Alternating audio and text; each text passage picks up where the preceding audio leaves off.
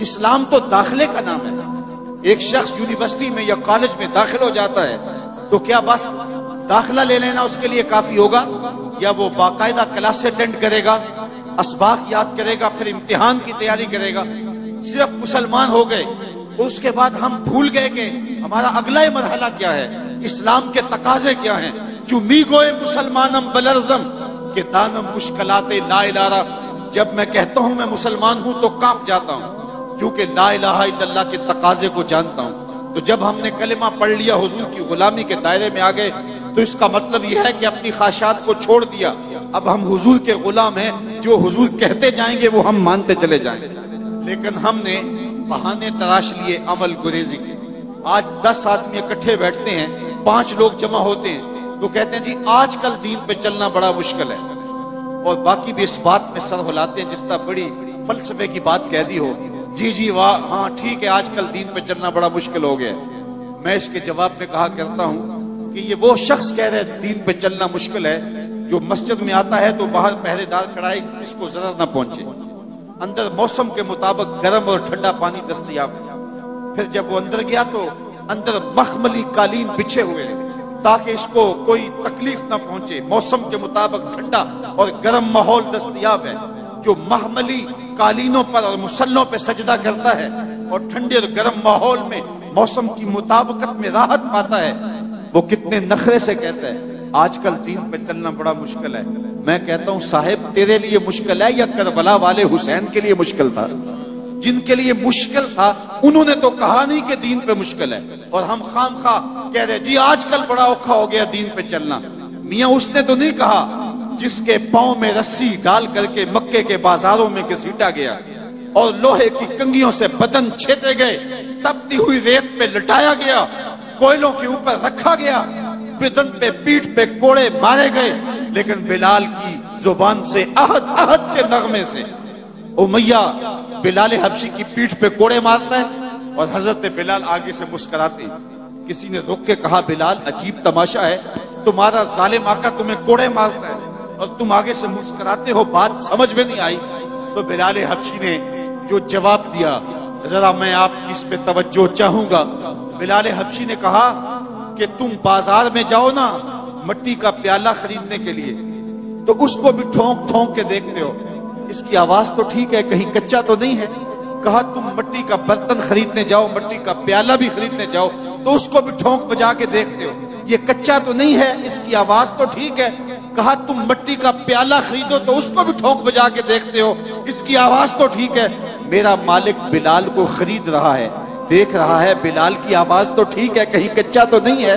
میں کہتا ہوں مالک خرید لے بلال کو، کھال ادڑ بھی جائے گی، حق حق کی آواز ختم نہیں ہو. زخم پہ زخم کھا کے جی خون جگر کے گھونٹ پی، آہ نہ کر لبوں کو سی یہ عشق ہے دل لگی نہیں. جب محبت کا دعویٰ کیا ہے تو محبت یہ نہیں ہے کہ ہم زبان سے کہتے ہیں کہ ہم محب ہیں، بلکہ محبت جو ہے وہ امتحان مانگتی ہے. محبت ہو تو پھر کربلائیں سجتی ہیں، محبت ہو تو پھر پا بجولا کیا جاتا ہے، محبت ہو تو پھر جیل کی سلاخوں کے پیچھے بھی کھڑے ہو کے یا رسول اللہ تیرے چاہنے والوں کی خیر کے نعرے لگائے جاتے ہیں.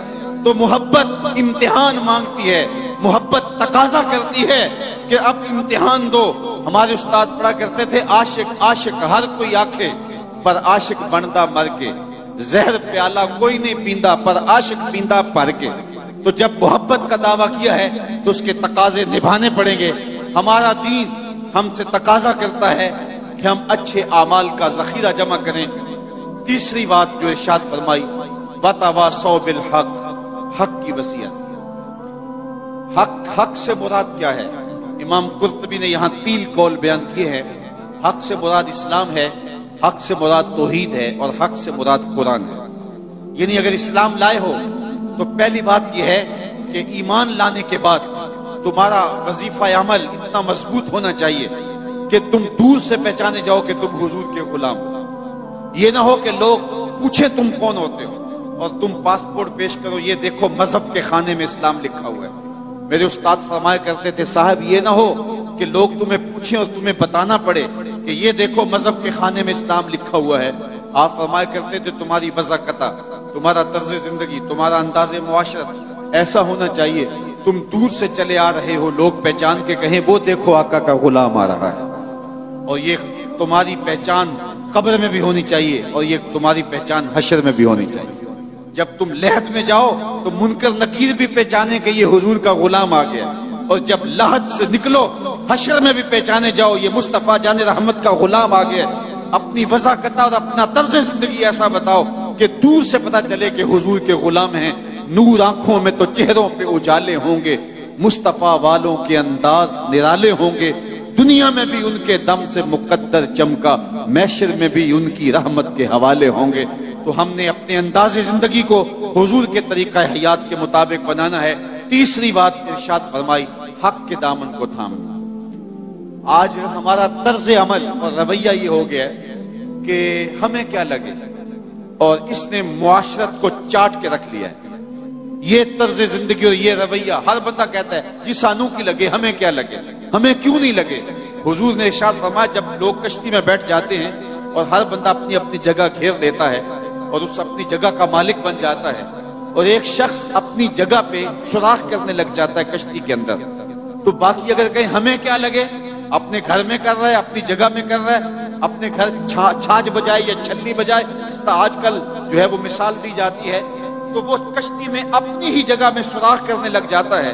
تو سارے اگر یہ کہیں کہ ہمیں کیا لگے، تو تھوڑی دیر کے بعد کشتی میں سوراخ ہوگا اور اندر پانی آئے گا، یہ بھی ڈوبے گا، باقی بھی ڈوبیں گے. ہمدردی اپنے ساتھ اس کے ساتھ یہ ہے کہ اس کا ہاتھ پکڑا جائے، اسے روکا جائے تاکہ ہلاکت سے بچایا جائے.